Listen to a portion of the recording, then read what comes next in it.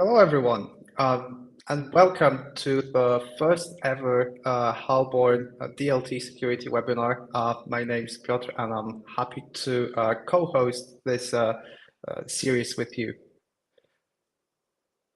For today's webinar, we'd like to focus on the top three DLT best practices and also some key lessons that we learned from the top 100 DeFi hacks over the course of the last 7 years. And for this webinar, I'm happy to be joined by Gimenez-Aguilar, who's our lead security architect researcher. Hello, Mar. Hello, nice to be here. And I'm Piotr, I'm the VP of Security. And together with Mar, we'll be trying to share some best practices on both the design and security of DLT-based systems and what we learned from the bad actors over the last couple of years. We would like to start off with presenting the agenda for our today's session. It'll take about 40 minutes, and we'll begin from how to identify where the threats may be coming from, what components, what elements can be at risk, where the vulnerabilities may be found, and then we'll move on to some best practices on secure coding and smart contracts. We'll look into vulnerabilities, and we'll look into how we can protect ourselves from them. For the best practice number 3, we'll look into how off-chain security comes into play when we're talking DLT and blockchain, and how it affects the transactions and the security of the assets stored on blockchain and DLT networks. And we'll wrap up with a Q&A session. So please, we would love to see some questions here in the chat box. So please go ahead and ask them away, and we'll get to them towards the end of this webinar. So I think we can jump right into it, and we can kick off with some DLT 101, actually. So what we would like to kick off with is with some clarification, actually, because oftentimes, you can see it on, some very high-profile media outlets, is that DLT and blockchain are used interchangeably, and they're not. So DLT, that's an abbreviation for distributed ledger technology, and blockchain is a specific type of DLT, because DLT, in principle, it's a common database that multiple parties can access and can update in a decentralized and distributed manner. And everyone is guaranteed to access the canonical version of the database and the records, and there's no risk of forgery or tampering because the records are validated by the whole network. We can identify a couple of types of DLT networks based on particular criteria. So there is no formal classification. And what you can see here on this slide is our take at it. So we, by the virtue of the base technology that powers and runs the network, and perhaps more specifically, how consensus is reached, or perhaps what data is required to reach that consensus, we can identify 3 distinct types. So we have blockchain, we have directed acyclic graphs, and we have hash graphs. So the difference between those 3, in a very simple terms, blockchain that's a series of blocks connected with cryptographic hashes. And those blocks, they include a summary of all activity within a particular window in time. Directed acyclic graphs, they don't work on blocks, they work on transactions itself. And the chief difference being in blockchain, it's the blocks that are connected, whereas in DAGs, which is the abbreviation for directed acyclic graphs, it's the transactions that are connected. And hash graphs, they take a somewhat, middle road. One could say, because what's linked cryptographically with hash graphs, it's what is called events, and that's a specific data structure that includes batches of transactions and some metadata. So this is the breakdown based on technology. Now, the breakdown based on openness. So that concerns the problem of joining and accessing the resources of the network. So this classification is quite simple. We have public networks, we have private networks, and the difference is pretty self-explanatory, because in public DLT implementations, anyone can join the network, anyone can access their resources, obviously limited by the technology and the programmable logic embedded in the network. But on principle, anyone could join.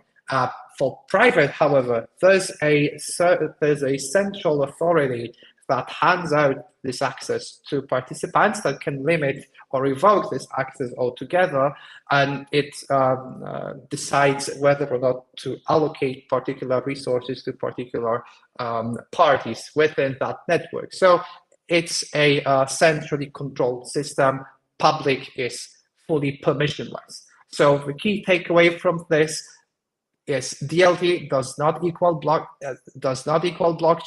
or in other words, not every DLT is blockchain, but every blockchain is DLT.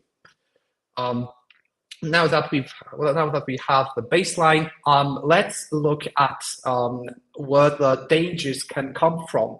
So if we think of a DLT, and let's just focus on the blockchain for a second, just for simplicity, a blockchain is a network of cryptographically linked objects and some programmable logic potentially on top of this. So looking at those three foundational components, we can also identify attack vectors that target those specific components of the stack. So in the networking stack, we learn a lot from Web 2 and peer-to-peer networks, and because of that, we can identify attacks like Sybil attack and its subset, 51% attack. And the Sybil attack is the form of attack where an attacker creates malicious identities to be the to have the most entities within that network. So as it creates those malicious entities and they control it, their share of the network grows. And 51% is a subset because it's the attack. You require exactly 51% of mining power to take over a proof of work chain. For proof of stake, it could be 1/3 if you just cared about denial of service, or 2/3 if you wanted to rewrite the consensus. But the takeaway from this is Sybil attack that requires spinning multiple identities and joining the network, and 51% attack, it's a Sybil attack with 51% stake or share in the network. Denial of service, that's quite self-explanatory too. A malicious entity is denying access to services for other users. We see it often in Web 2 web applications and mailing services, Telegram, Discord. Everybody suffered a denial of service at some point. Front running, that's a bit more interesting. This attack vector relies on attackers exploiting the sort of pre-stage in the transaction lifecycle where transactions are ordered in a block. So an attacker can influence the ordering of transactions in a block and benefit from that.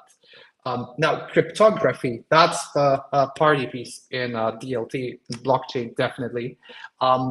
It can be very secure, it can be very insecure depending on how it's implemented. And chief risks for cryptography is supply chain attacks.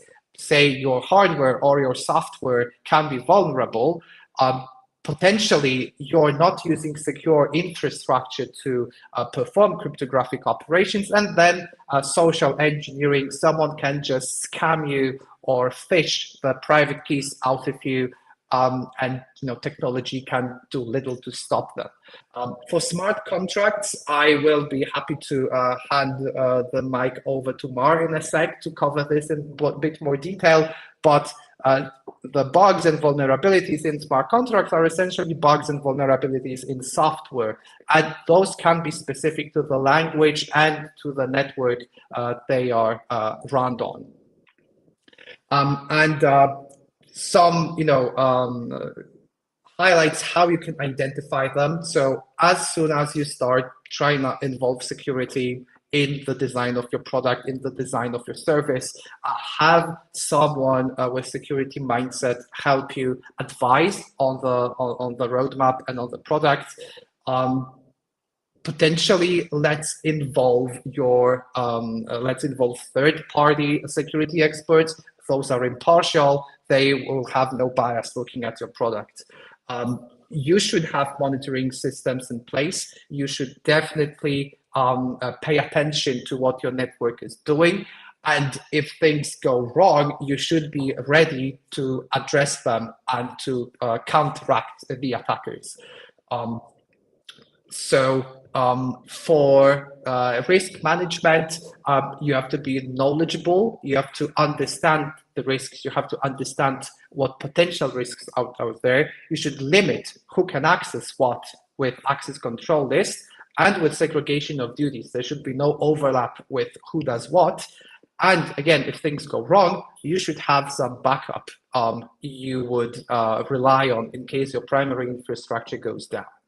And that concludes the segment first, the practice number one. And for the next one, before we turn over to Mara, I'd like to highlight one particular hack that happened recently, which involved both technology in smart contract. It required access or a compromise of a fully custodial solution of an enterprise-grade product, and it required phishing as well, so the social engineering factor.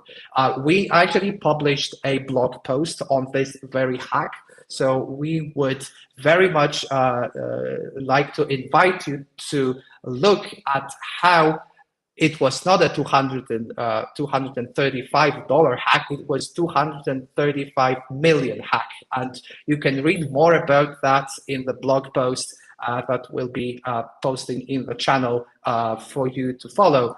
And with that, we are almost done with the first segment, and it's for the second one, I'm gonna turn over to Mar for some best practices on secure coding and smart contract security. Thank you, Piotr. So I'm gonna talk a little bit about secure coding and some of the main vulnerabilities on the code. So we have seen in an investigation that still the main cause of hacks is direct smart contract exploitation, even though off-chain attack vectors are rising. And yes, on most chains, on those that include some kind of code, this is like the main thing that hackers check to be able to see if a protocol is vulnerable. We have seen on our study that only 20% of the attack protocols were actually audited, and the not applicables are due to hacks that couldn't have been preventable by a smart contract audit, for example, a compromised private key. On our research, we have seen that the main cause for those smart contract vulnerability exploitation lack of faulty verification or validation. This is when you, in the contract, you don't actually check the correctness of the input for the function argument. For example, checking if an address is valid or if an address is 0. And one example of a protocol that was exploited because of that was the Poly network hack. So Poly network had a function that's called verify header and execute transaction that allowed to call an execute transaction. That function called another function that actually execute the transaction, and that function, although it checked whether the destination was actually a contract or not, didn't check which contract it was. So it tricked the Ether cross-chain manager to execute the Ether cross-chain data contract, which is a privileged contract that manages the underlying wallet. So profit for the hacker, right? Reentrancy is when a hacker calls recursively a function or a couple of functions, but the key is to that it usually done when the victim contract calls the fallback function of the attacker, and then it's re-entered before the fallback is before the original function is executed. And it is possible because usually there are like some state that is not updated correctly before that call. And then we have logic error. This is like any other kind of error in the protocol. For example, we have the case of the Euler Finance that has a function that allows an user to donate tokens to the reserve, but didn't check like the health of the position. So the attacker what did is to create like 2 contracts, and with one of them, he will donate and incur in a really high and bad debt, and the other one was a liquidator contract, and this allowed him to actually obtain e-tokens in a very inflated price. Another thing, another form of audit besides like manual audits, which is like what most companies do, is formal verification. The difference in formal verification is that it's based on mathematical models that, if done correctly, execute of possible path on a code that infers that it's actually more objective that a person actually going over the code and is supposed to be more complete. The problem with this is this is still a human factor, right? There is someone actually writing those rules, so you have to be very careful that you actually cover all the possible test cases. Also, a person that is doing that is usually very expensive because that requires a lot of time to build up the rules and also adapt the code. And that's another key disadvantage is it's not very scalable, so it's not applicable to maybe very large protocols because sometimes you need to modify the code to be able to execute. So it is enough. I think the key here is to cover the most cases as possible, to have like a manual audit, a formal verification, and even fuzzing or other kind of compromission of the code. And then I wanted to talk about reentrancy, as I told you before, because we have seen that is something that was that has been present in almost all years since 2016 with the DAO hack, which was like the first big hack and results in this fork from Ethereum to Ethereum Classic and so on.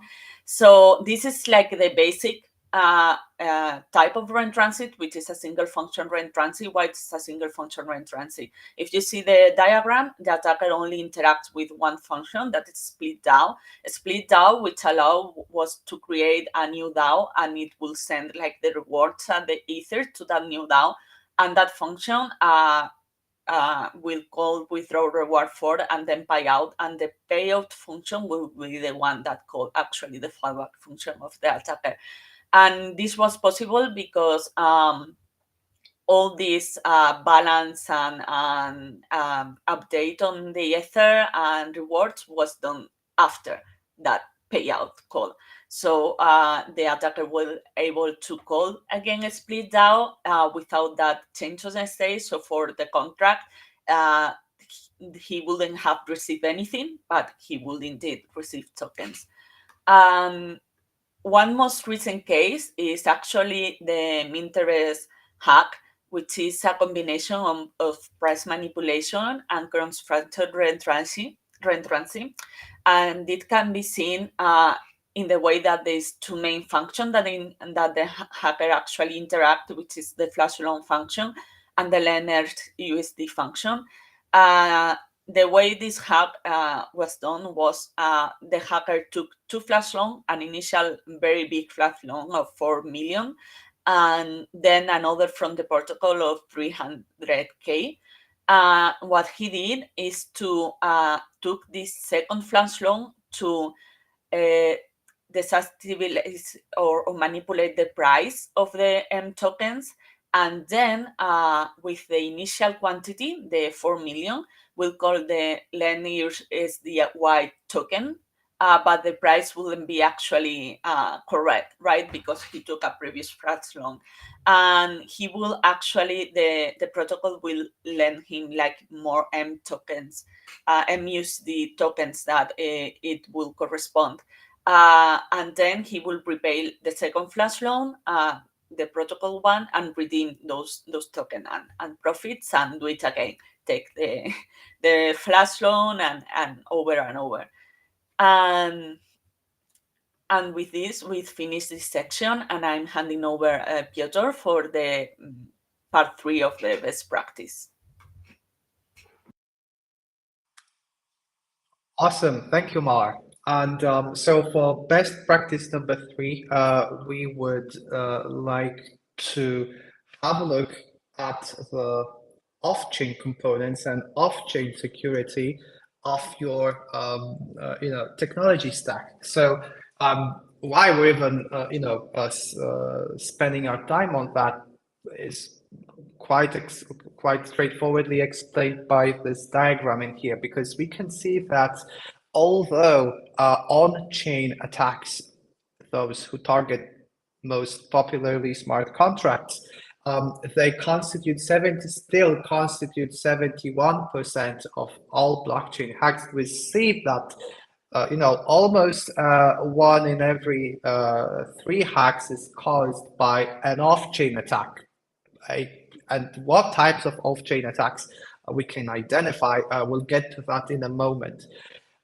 So all the on-chain risks Mar explained in the previous section, and for this one, let's look at what are the components of every blockchain or DLT application. So when we think of a decentralized exchange, right? So let's try and identify the components. So we have the smart contracts.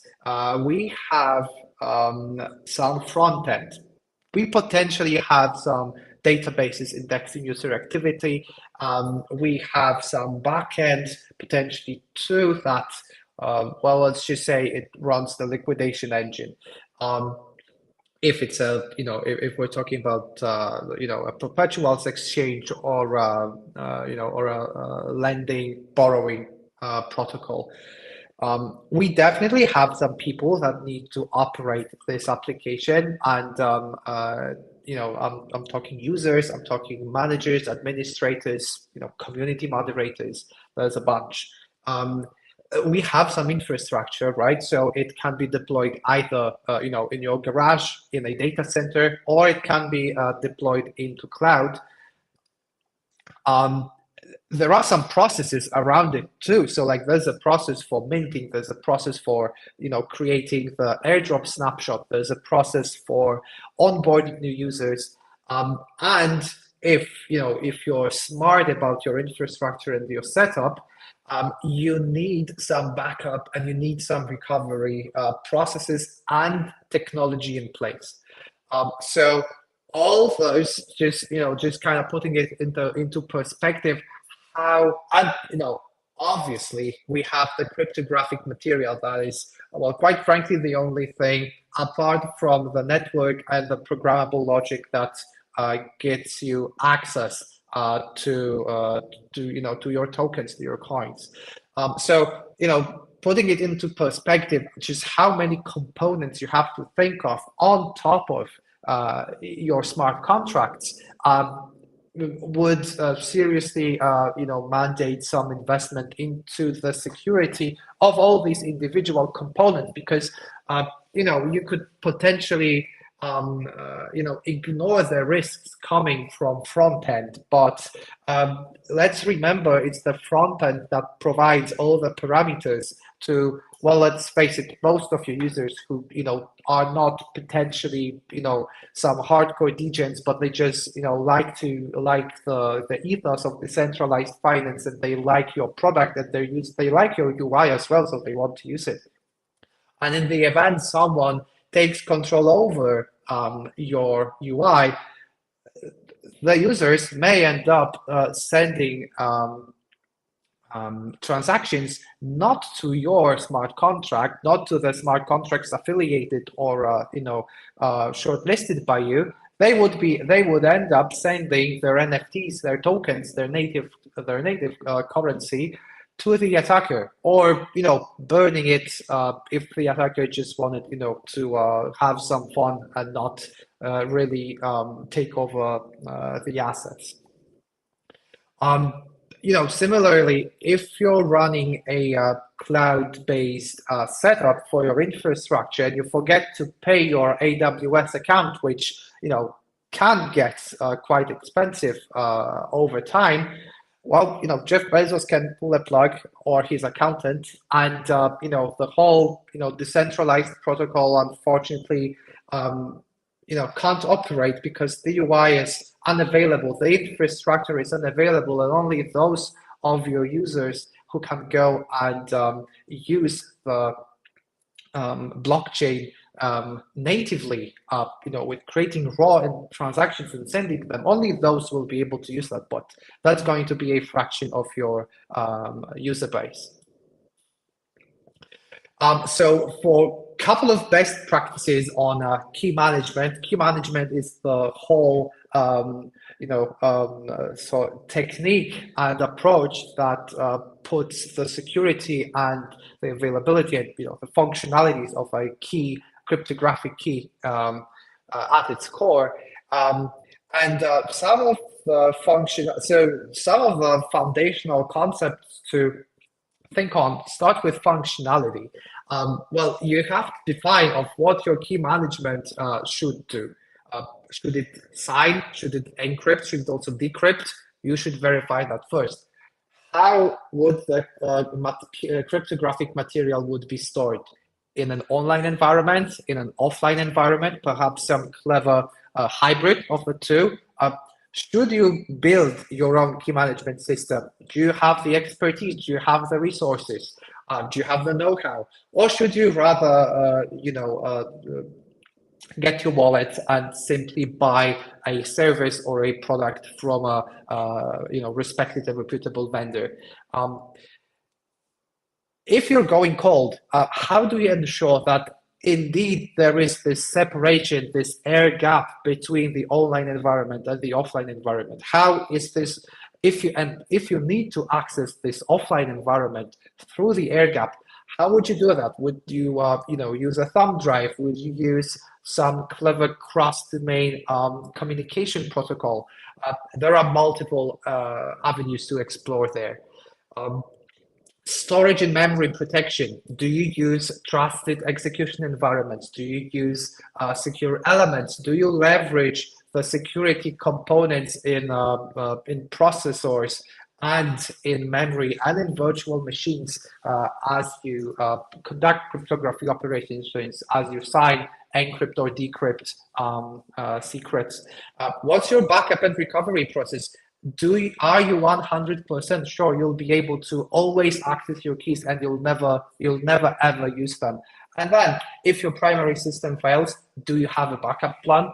do you know what to do, when you log into MetaMask tomorrow and it just doesn't work? How would you get to your funds? Those are the questions that you should ask yourself. Those are the areas of concern, both applicable to great and big financial institutions as to up and coming startups in this space. And so for how and for further information on the why off-chain security is super important, I'm gonna pass the mic over to Mar again for some highlights and takeaways from the top 100 DeFi hacks report. Thank you, Piotr. So if we see like the amount of total hacks and the value lost, actually private key is 27% of the total hacks. It's share percentage with price manipulation attacks, and around 32% of the amount lost. But if we check by year, we can see that in 2022, a compromised private key amounts like 27% of the total hacks and 31% of the value lost. But in 2023, it increased to 52% and 55%.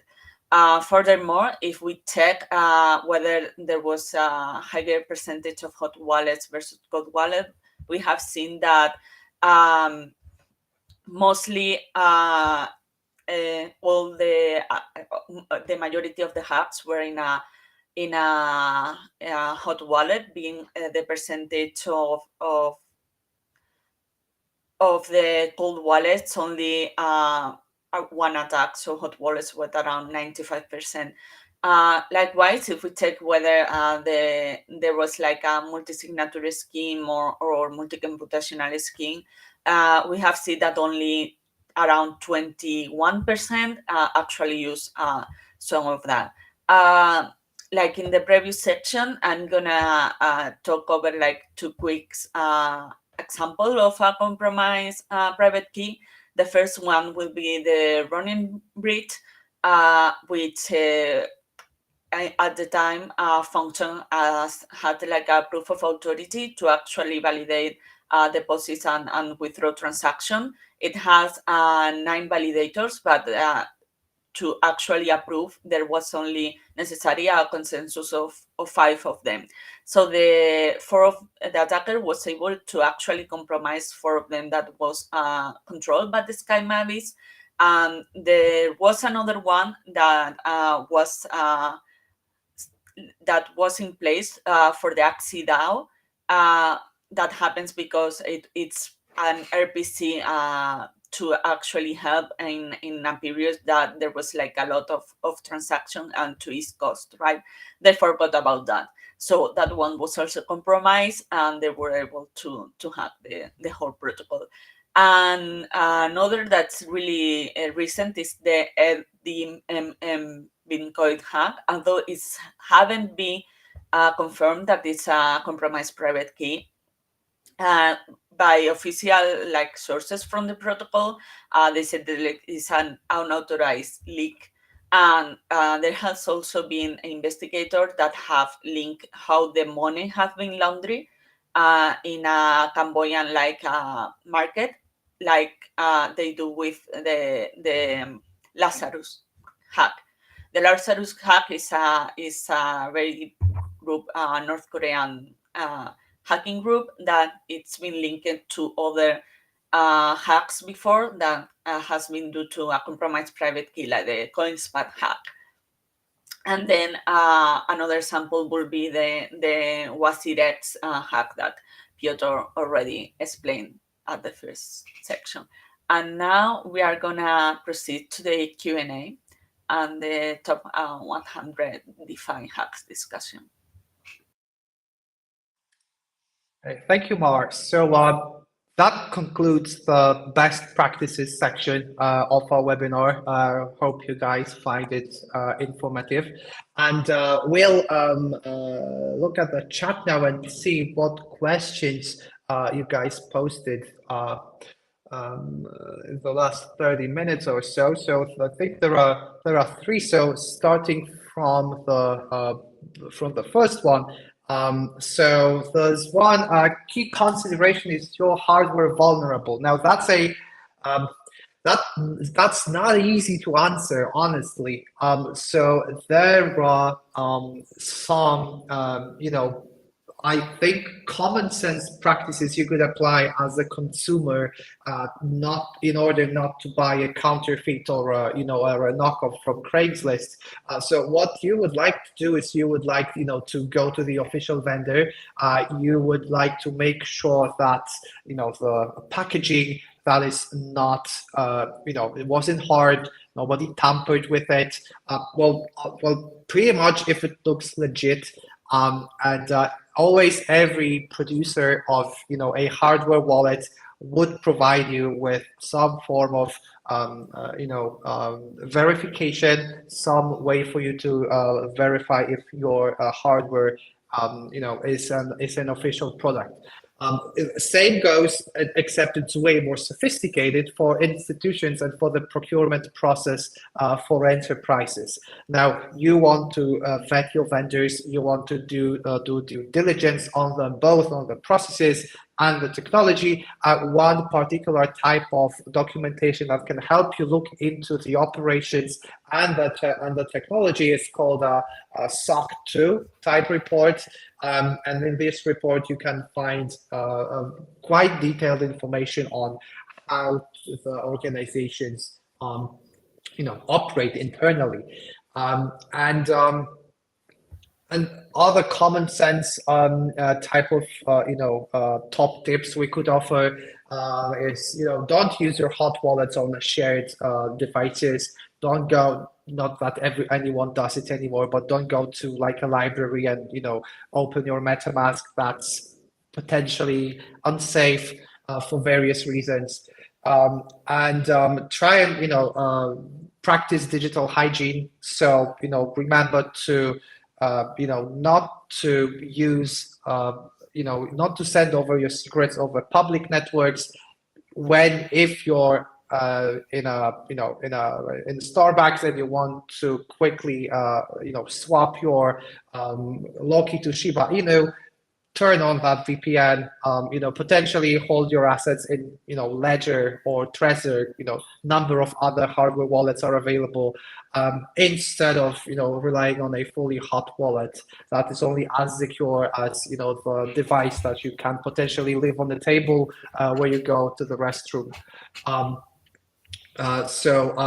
Mark, do you want to add something to that? Yeah, actually, that this is a very good point, and all the things you actually said, and especially already names like the CoinSpot hack. So not only the hardware has to be secure, but the human had to be aware of the security, because actually the CoinSpot one was a phishing attack. It posts like a LinkedIn offer, and it sent a malicious PDF and install malware on the computer, and it leaks the key of a developer, I think. So we not only the hardware has to be secure, but the human operating that hardware has to be aware of if you have like very private and delicate information, like it's a private key. You need to be aware that everything you do in the computer can actually impact the security of what you have in it. Spot on, and that's typically how malware and malicious software gets to devices. It's through someone either not being careful enough or being too malicious, really. So hope that answers that question. Moving on to the other one. There was a question on a few cryptographic methodologies. So in the world of DLT, in the world of blockchain, I think at the center of cryptography we have digital signatures. So digital signatures are like way older than blockchain or DLT. They are officially recognized by regulators all around the world as equal in in the eyes of law to physical signatures. So this is also at the core of every blockchain, every DLT technology. So the signature provides the attestation, the guarantee that whoever sent that particular piece of data owns the private key that was used to authenticate this piece of data. In other words, if someone signs, as if they signed it with pen on a pen and paper, if someone signed it, you have mathematical certainty, the best type of certainty, that is indeed that particular individual that signed this this operation. And this signing process, it can be conducted in a very different way. And the key that is used, the cryptographic material, more specifically, that's used to sign this piece of data, can also be sourced and generated in various ways. So two two techniques on the opposite sides of the spectrum is your classical key generation process, where a centralized entity generates a cryptographic key and potentially distributes it to the user. Or we have a more decentralized approach, which is based on the multi-party computation class of algorithms. You might have heard the keyword MPC. And this class of algorithms allows us to compute a result, for example, a signature, from independent parties, and none of these parties has to disclose their own secret to the other party. So in other words, it's a form of zero knowledge protocol that allows you to sign a transaction, and you can do it in a decentralized way without disclosing any details to your counterparties. And for the last question that we saw in the chat, are there any standards for backup recovery, key management? There's a bunch actually, and we can learn a lot from Web 2. One particular standards and regulation authority and thought leader really in the security space is NIST. And NIST publishes what they call special publications on various subjects. So for example, the special publication 800-57, that covers key management and key management operations. So it's a few hundred pages of a document where you have a very detailed list of what are the individual steps in the key life cycle, what you should pay attention to when you generate it, what are the considerations, what are the roles, what your technology should strive to and aim to, and what how your operations should look like. And if you're on the lookout for secure hardware, you want to see that FIPS 140-2 or -3 certificate, because that ensures that this particular cryptographic device, and that's the party piece in here. This is a certificate that's issued by NIST to cryptographic devices manufacturers and to the authors of cryptographic algorithms, that basically ensure that this particular algorithm is that good, so the U.S. government and U.S. military can use it, for their internal operations. So there are some standard, bodies and regulators out there, but they are quite comprehensive in their coverage of Web 2 related concepts. For Web 3, it's still a work in progress.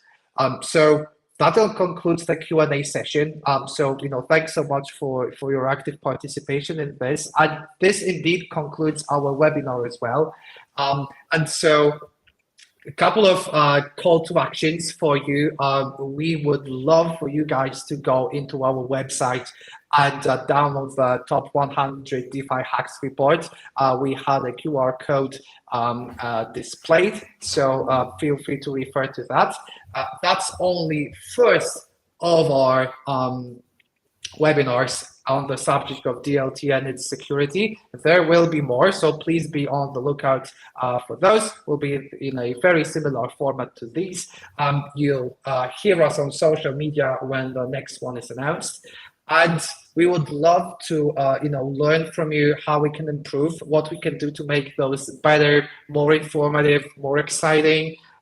So you'll get a feedback form from Halborn, and we would love if you guys could provide your feedback on how we did, on how was the content, and potentially what you would like to see in other webinars as well. So with that, thank you so much more for your expertise and your insights, and thanks everyone for participating. Yeah, see you soon, guys. Thank you, everyone.